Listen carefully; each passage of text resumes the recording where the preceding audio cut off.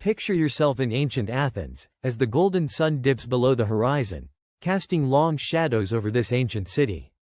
The air is thick with the aromas of roasted meats and spiced wine.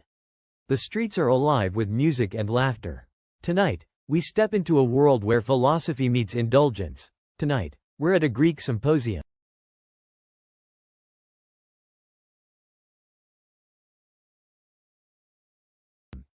A man strides toward a grand house, stepping into an evening that promises more than just wine and food.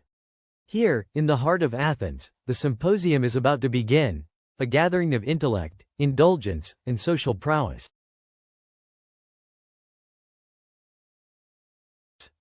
Inside, the air is thick with the smell of wine and the sounds of laughter.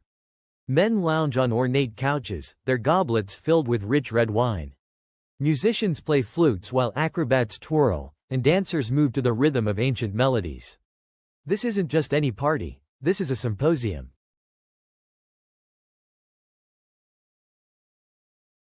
A symposium was more than just a social gathering, it was a ritual, a place where the elite of Athens came together to indulge in deep discussions, play drinking games, and sometimes abandon their usual decorum. Only men were allowed to participate, unless, of course, a woman was present as entertainment or as a servant.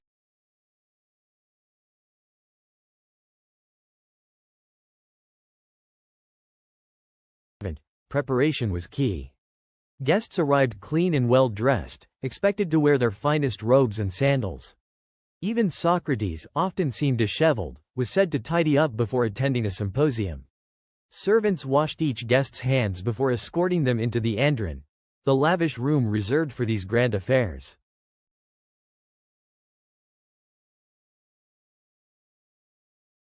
The setting was a spectacle. Intricate frescoes covered the walls, and colorful tiles lined the floors. Guests admired the decor before reclining on plush couches, ready to partake in an evening of discussion and indulgence. But first, the host's home was praised, a vital custom of the symposium.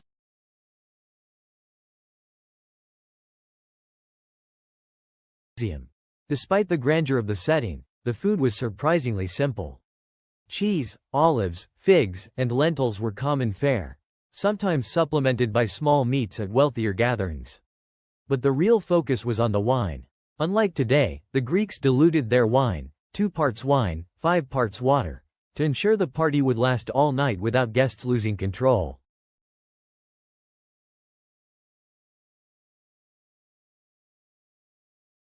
Once the meal was finished, the Symposiarch was chosen.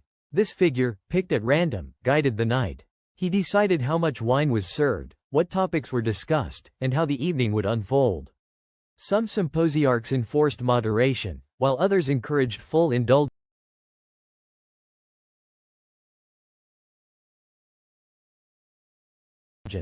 Then, the games began. The most famous was katabos, a drinking game where guests flung the last drops of their wine at a target while calling out the name of their beloved, hoping for divine favor. The night also featured performances by the Olatrides, female flute players who captivated guests with their music and allure.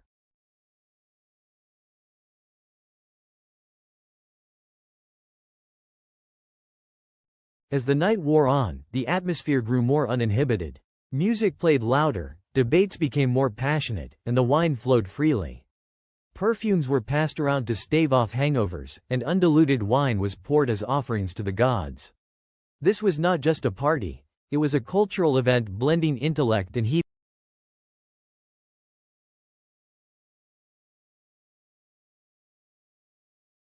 hedonism. By dawn, the floor was covered in the remnants of the feast, some guests still debating philosophy, others sleeping off the wine, and a few still reveling in the celebration.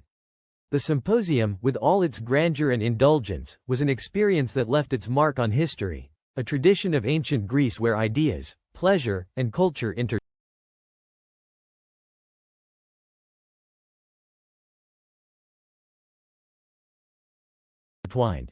Want to learn more about the wild traditions of the ancient world?